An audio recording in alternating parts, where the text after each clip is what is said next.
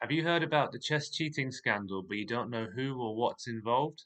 In today's video, I'm going to give you more background on the protagonist, Grandmaster Hans Niemann. I'm going to let you know more about the chess cheating scandal and where we are now. I'm going to go through one of Hans's best games from the past.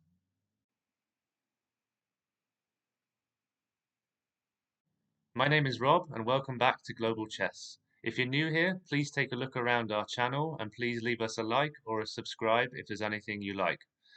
And without further ado, let's get into today's video on Grandmaster Hans Niemann.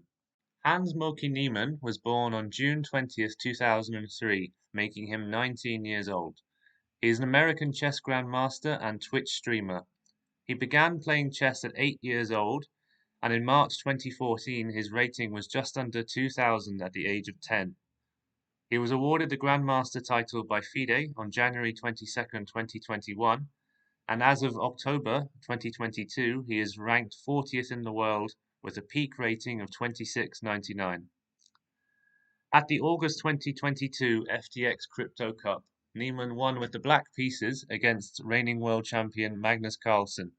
In the infamous post-game interview after defeating Carlsen, Niemann said, "Chess speaks for itself," before walking off. In the third round of the 2022 Sinquefield Cup on September 4th this year, Niemann defeated Carlsen again with the black pieces, playing the Nimzo Indian defense. Niemann's live ratings surpassed 2700 for the first time with this win. Carlsen withdrew from the tournament the next day, announcing his decision in a cryptic tweet containing a video of Portuguese football manager Jose Mourinho saying, "If I speak, I'm in big trouble and I don't want to be in big trouble." Niemann didn't win another game in the Sinquefield Cup tournament and finished 7th out of a field of 10. Niemann faced Carlsen again in a much-anticipated game during the Julius Baer Generation Cup. Carlsen resigned the game after one move, further fueling the controversy. On September 26th, Carlsen accused Niemann of cheating in a statement posted on Twitter. Carlsen confirmed that he had considered withdrawing from the Sinquefield Cup due to Niemann's last-minute inclusion. Carlsen stated that he believed that Niemann cheated more often and recently than he had publicly admitted, and that Niemann's behaviour during their Sinquefield Cup game had convinced him to withdraw from the tournament. A statistical analysis of Niemann's games since 2020, including the Sinquefield Cup game between Carlsen and Niemann, by anti-cheating expert Ken Regan, found no evidence of cheating. In early October 2022, Chess.com released a report saying that he had likely cheated online more than 100 times, some as recently as 2020 when he was aged 17. On October 20th, 2022, Niemann filed a $100 million lawsuit against Carlsen, Chess.com, Hikaru Nakamura, and others regarding claims of his cheating. Okay, so I hope that summarizes the whole cheating scandal up to this point pretty well. I hope you have a better understanding of what's going on now. So I thought that it would be good to have a look at the game that started all of this off, which was the game between Carlsen and Niemann at the Sinquefield Cup back in the start of September. So in this game, Carlsen was white and Niemann was black, and it started with Nimzo Indian defense. So d4, knight f6, c4, e6, knight c3, and bishop b4. Very common opening at grandmaster level. Carlsen plays g3, which isn't the most common move. This is known as the Romanishin-Kasparov system. Usually people would play e3 in this position and bishop d3, things like that, but you can also play g3. And Carlsen fianchettos the bishop, and Niemann plays d5. And then a slightly unusual move from Carlsen, he plays a3. Usually you see knight f3 in this position, or potentially e3 again, but Carlsen plays a3, which leads to the obvious doubling of his c-pawns. And then Niemann takes the pawn on c4. So Niemann's a pawn up now. So the question is whether he's going to try and hold on to that pawn, or will Carlsen get it back? So after some normal developing moves, and Carlsen castles, and then we swap the pawns in the center. And Niemann attacks the queen on d4, and then Carlsen does get his pawn back, so Niemann didn't try to hold on to it. So as you can see on the eval bar, it's 0-0-0, completely equal, and nothing particularly exciting going on so far. Niemann plays the best move, which is e5, gives his bishop more maneuvering room to get into the game. And so Carlsen attacks the queen, and Niemann attacks Carlsen's queen back again. And then we have a massive trade of queens and rooks, and knight and bishop. And at the end of all this, we're into the endgame already after only 16 moves. We have a rook, a knight, a bishop, and 6 pawns each. The structure of white's pawns is probably a little bit better when you see the double pawns for black on the f-file.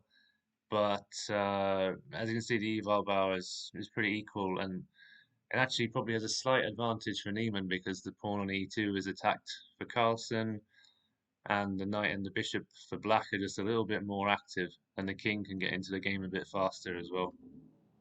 So king f1 defends the e2 pawn, rook d8, Niemann takes the open file, and now Carlsen swings the king over to e1, hoping to play rook d1 to try and negate the open file that Niemann has at the moment. Knight a5, rook d1, as I said. Now Niemann moves over to c8, doesn't want to swap the rooks because black's rook is quite powerful in this position, and white's pawns on a3 and c3 are in the isolated pawn islands, so they're a little bit weak at the moment. So knight d2 gets black's bishop out of the way, but now it reveals the attack on the c3 pawn. So then the question for Carlsen, is he going to try and defend the pawn with maybe knight e4 or the very passive rook c1, but he doesn't do either of those things. He plays what's actually the best move according to the engine, which is c4. Just give the pawn away for a bit more activity. Niemann takes it, and then we have a swapping of the minor pieces. As you can see, it is minus 0.8 to Niemann at the moment, so Niemann does have an advantage now. Maybe not necessarily a winning advantage, but he's a pawn up in the endgame, so you definitely prefer to be him in this position. Check. Bishop d5 from Carlsen, just attacking the b7 and f7 pawns and the c4 rook. And now Niemann defends both of those pawns. Carlsen goes for the a pawn, Niemann defends. And now Carlsen goes for the b pawn, but Engine isn't a huge fan because it's, that b7 pawn isn't really under much threat at the moment. Now Niemann starts to push forward in the endgame. He's playing f5, he's going to play e4 very soon as well. White goes after the e pawn, but it's defended. Carlsen plays g4, trying to split up the e and the f pawns. But Niemann plays the best move, rook c5, gets the bishop out of there. And now knight into c4, attacking a3. And Carlsen actually made a mistake here playing a4, which looks like a natural move because the pawn was hanging otherwise. But what white was actually meant to play was just swap the bishop and knight and go for this rook and pawn endgame, in which Carlsen would be a pawn down, but it's probably holdable, just about. But because he doesn't do that, and he allows his rook to get attacked, rook e7, we can see the engine now is at minus 1.6, 1.7, even 1.8. Yeah, so this is going to be a tough hold now for Carlsen, and we'll see why. So Niemann gets another pawn, so he's now 2 pawns up. Carlsen attacks the knight, and now Niemann plays this great move, pawn to e3. So he doesn't need to defend the knight, sorry, on d6, because if Carlsen takes the knight, it's just rook c. It's not checkmate, not quite, because rook d1 swap, and then e takes f2, and Carlsen can't stop a queen being made, which is quite an incredible move. This pawn on e2 was a complete hindrance for white there. So that's why white can't take the knight in this position. So Carlsen takes the pawn. Now we have knight e4, which is a threat of rook c1. So Carlsen sides the king over to f1. We have check. And so Carlsen, now equal material, he's grabbed the f7 pawn, which was hanging there for a while. Niemann gets the e2 pawn with check. And now we have a repeat of moves. But Niemann doesn't want to draw in this position. He's definitely winning. King f6 moves out of the way of the potential discovered check if this bishop on f7 moved. Carlsen attacks the knight, and now Niemann pins the bishop to the rook, so the knight can't be taken because Carlsen would lose his rook.